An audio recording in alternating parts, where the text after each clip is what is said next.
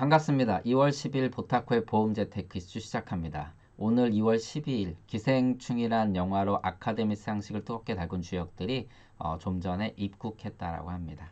자, 첫 번째 기사는요. 차보험 앞으로는요. 매달 냅니다. 그리고 탄 거리만큼 내게 바뀐다라고 합니다. 이 기사 첫 기사로 갖고 왔고요. 그 다음에 자동차 보험도 원가 지수를 개발한다라고 합니다. 뭐 코스피 지수처럼, 뭐 코스닥 지수처럼. 그래서 앞으로 이제 뭐 인상될 때, 인하될 때 어떤 기준점을 좀 더 명확하게 공개를 해서 소비자들의 어떤 공감을 좀 얻어낸다라고 합니다. 자, 퇴직금으로 10억 만들 가능할까요? 뭐 지금 퇴직연금, DC형, DB형 문제들도 많은데 포트폴리오에 따라서 천차만별인 투자 결과를 공개해 드리도록 하겠습니다. 마지막으로 기생충에 나온 그곳, 아연 1구역이 재개발 탄력을 받는다라고 합니다. 자, 첫 번째 기사는요. 뭐 이미 선진국에서는 이렇게 주행 거리별로 보험료를 납입하고 있습니다. 이거는 마일리지 특약하고는 분명히 다른 것이죠. 그리고 뭐 아시다시피 이미 티맵이나 이런 걸 통해서 운전 습관에 대한 정보가 공유가 되게 되면 보험료에 영향을 미치고 있습니다. 근데 현재는요, 이제 뭐 38세 남성이 3년 전에 구매한 2000cc 중형차, 현재 무사고인 차량을 이 캐로손해보험의 퍼마일이라는 보험입니다. 말 그대로 뭐 거리 단위로 보험료를 매기겠다라는 그런 뜻인데 이 상품을 가입하면 처음에 가입할 때 43,790원을 내고요. 그리고 매달 24,820원의 보험료를 납입한다라고 합니다. 주행거리는 기본으로 500km를 갖고 있습니다. 뭐 2016년 기준으로요. 대한민국의 차들이 평균 얼마를 운행했냐면 14,527km를 운행했다라고 하는데 뭐 영업하시는 분들이야 저도 한참 영업할 때는 1년에 55,000km 정도를 탔거든요. 지금은 운행거리가 뭐 기껏해야 2만 km 정도밖에 되질 않는데 보통 평균을 기준으로 해서 이렇게 산정을 했고요. 당연히 차가 그럼 주행을 하지 않으면 보험료를 안 내도 되는 거냐라고 생각할 수 있겠지만 차가 주행을 하지 않는다라고 해서 사고는 날 수 있기 때문에 보험료는 지속적으로 매겨진다라고 합니다. 뿐만 아니라 매달 내는 방식뿐만 있는 것이 아니라 기존처럼 1년을 먼저 내고요. 주행거리에 따라서 정산하는 방식의 상품도 나온다라고 합니다. 뭐 보험료 인하가 어느 정도까지 예상이 되냐면요.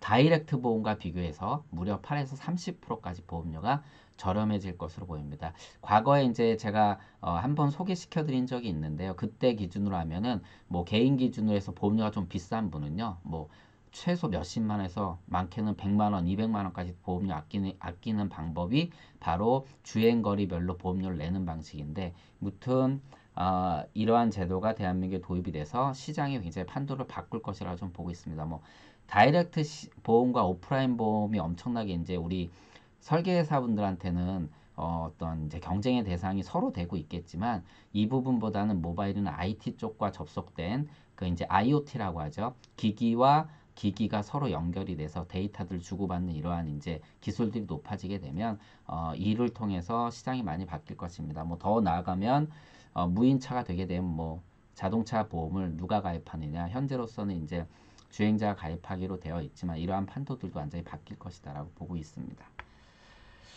이에 맞서서 이제 연계되는 어떤 기사인데요. 앞서 말씀드린 것처럼 차 보험 원가 지수를 개발한다고 합니다. 뭐 보험료가 올라가는 이유는 뭐 아시다시피 일단 뭐 우리가 가동연한 우리가 대인의 보상에 있을 때 기준이 되는 그러한 부분들 그리고 이제 자동차를 수리할 때 들어가는 비용 이런 것들이 보험료 인상에 큰 영향을 미치고 있는데요. 이런 것들이 종합적으로 어떻게 영향을 미쳐서 보험료가 올라가는지 그리고 지수라는 걸 만들면은요 늘 그렇듯이 이것이 이제 100을 기준으로 해서 얼마나 올라가냐 떨어지냐 이런 것들을 좀 정확하게 안내할 수 있고 보험료 인상이나 인하에 대한 어떤 특히 인상 쪽이겠죠. 그 부분에 대한 이제 공감을 충분히 얻어낼 수 있어서 결국 뭐 이 개발원장이 얘기하는 건 뭐냐면은 보험료 인상에 대한 어떤 충분한 그 근거가 제시된다라면 보험료 인상을 함부로 하지 못할 것이다라고 좀 얘기를 하고 있습니다. 그래서 소비자한테는 좀 좋은 방향으로 이끌어 갈 것이다라고 좀 얘기를 하고 있습니다. 자, 이번 기사는 말도 많고 탈도 많은 DC형 퇴직연금에 관련한 기사인데요. 기사 내용이 매우 좋습니다. 특히 우리가 이제 연금 자산을 준비하는데 연금이란 자산이 안전해야 된다라는 것 때문에 안전한 투자를 해서 여태까지 솔직히 과도한 표현으로 그냥 개망했죠. 그러니까 이런 걸 벗어나야 되는 데에 대한 매우 좋은 기사 내용이라서 꼭 한번 보시라고 말씀을 좀 드리고 싶고요. 일단 기준에 대해서 말씀드릴게요. 35세 남성이요. 65세까지 퇴직연금에 투자를 하는 겁니다. 어떻게 해요? 첫째 년도에는 300만 원, 매년 300만 원씩 투자하는 겁니다. 그리고 30년으로 나눠서 어떻게 해요? 이때부터는 20년까지는 연 3%로 연봉이 상승하는 만큼 300만 원 대비 3%씩 더 낸다라는 겁니다. 그리고 마지막 10년은요, 요게 동결된 상태에서 내는 겁니다. 그러면 실제적으로 300만 원씩 30년을 내면 9천만 원인데 이렇게 내게 되면 얼마를 내게 되냐면요. 1억 1.3억을 내는 겁니다. 1.3억, 1억 3천만 원을 내게 됩니다. 그런데 투자를 어떻게 하느냐? 5가지 방식으로 이렇게 투자를 하는데요.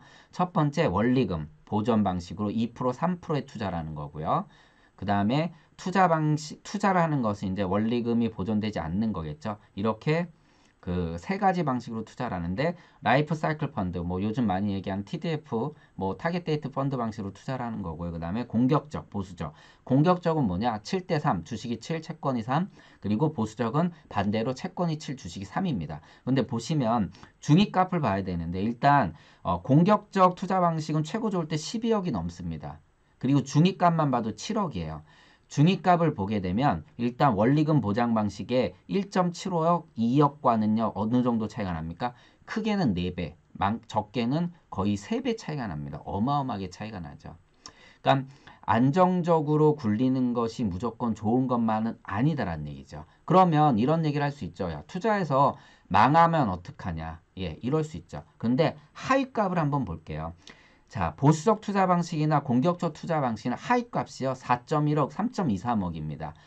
원리금 보장 방식보다도 더 높다라는 거예요. 하위 10%가요.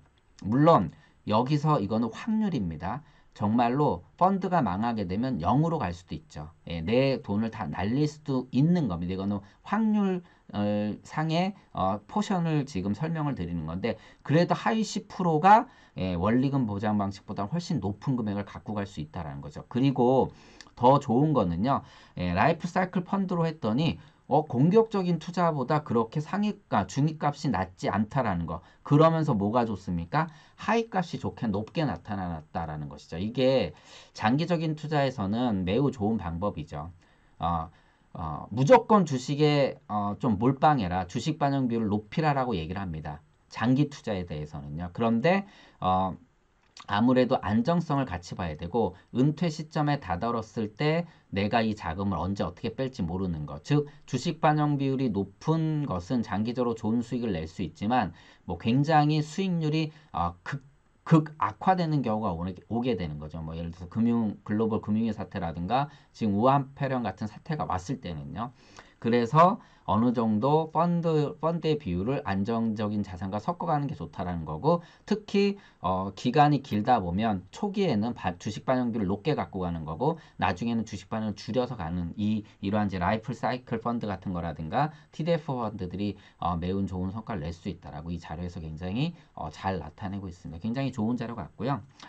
여기서 이제 이렇게 어떤 데이터를 갖고 있느냐 보니까 대한민국에 이제 그 데이터를 갖고 5,000회 정도 시뮬레이션 했다라고 합니다. 물론 이게 이제 다 맞는 건 아니겠지만 좋은 시뮬레이션 결과를 이제 소비자분들한테 안내해 드리면서 위험성도 말씀을 드리지만 이러한 것을 통해서 장기 투자, 은퇴 자산이라는 건 무조건 안전해야 된다라는 걸 좀 어떻게 보면 벗어나게 해드려야 된다고 좀 말씀을 드립니다.